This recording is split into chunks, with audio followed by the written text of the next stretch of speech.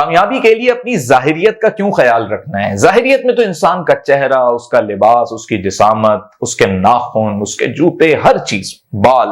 آنکھیں، پوسچر، یہ ظاہریت کامیابی سے کیسے جڑی ہوئی ہے؟ دیکھیں، جو انسان اپنی ظاہریت کا خیال نہیں رکھتا، اس کا مطلب ہے کہ وہ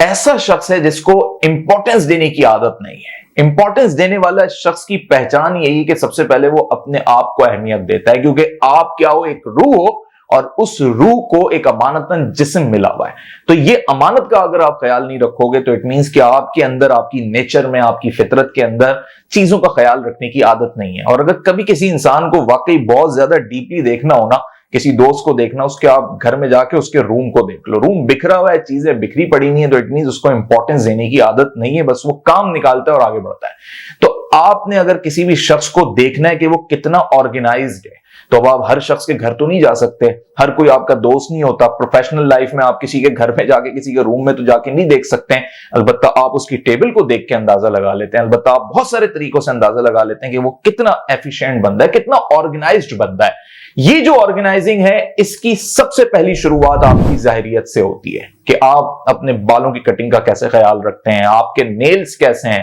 آپ کے ہاتھ کیسے ہیں۔ ایسا تو نہیں چہرہ گورا ہے اور ہاتھ کالے ہو رہے ہیں، ایسا تو نہیں کہ جناب آپ نے جو ہے نا سب سیٹ رکھا ہوا ہے، کپڑے جو ہے نا آپ وہ اچھے نہیں پہن رہے ہیں، یعنی پریس نہیں ہوئے ہوتے آپ کے کپڑے، اور تو پرانے کپڑے کوئی مسئلہ نہیں، میں نہیں کہہ رہا کہ نئے کپڑے ہر روز پہنو، لیکن آپ میں ایک نفاست جھلکنی چاہیے، آپ کے اندر ایک ایسی چیز جھلکنی چاہیے کہ بندہ کہے کہ یار بڑا صاف ستھرا انسان ہے، اور اگر اس نے 4 چاند لگانے تو خوشبو بھی لگا لو، ہمیشہ عطر کی ایک چھوٹی سی شیشی اپنے پاس رکھ لو یا چھوٹا کوئی پرفیوم رکھ لو، تاکہ جب بھی کسی سے انٹریکٹ کرنا ہو تو آپ کے پاس سے خوشبو آ رہی ہو، گفتگو کرنے میں آپ کے ساتھ مزہ آئے، بیٹھنے میں، بات کرنے میں مزہ آئے، چہرہ آپ کا ہمیشہ گلو کر رہا ہو، اپنے ساتھ ہمیشہ ایک سوپ رکھ لو، کوئی اپنے پاس ایسی چیز رکھ لو کہ اپنے آپ کو کلین اور نیٹ رکھو۔ یہی چیزیں ہمیں اسکول لائف میں، مدرسوں میں، ہر جگہ جب ہم چھوٹے بچے تھے یہی سکھایا گیا، لیکن نہ جانے ایسا کیا ہوا کہ جب پریکٹیکل لائف میں آئے، جب بڑے ہو گئے 14-15 سال کے بعد سے، ہم نے پھر اپنے اوپر توجہ دینا چھوڑ دی۔ تو کامیابی کا ظاہریت سے بڑا تعلق ہے۔ یہ جو لوگ اپنے آپ کی فکر کرتے ہیں، اپنی ظاہریت کی فکر کرتے ہیں، میں نے تو ایسے بھی لوگ دیکھے ہیں جو میٹنگز کینسل کر دیتے ہیں صرف اس لیے کہ یار آج شیو نہیں بنا ہوا،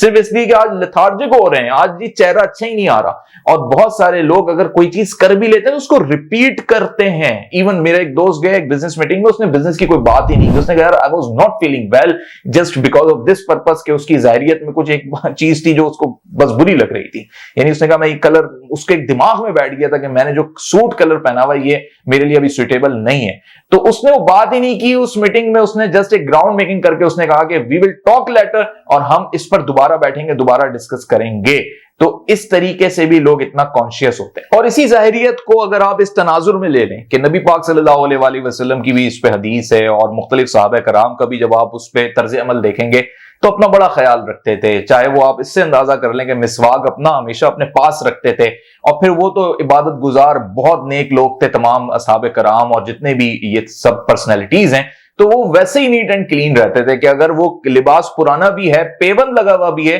تو وہ برا نہیں لگتا تھا، ان کی شخصیت میں ایک نکھار تھا، بال ہمیشہ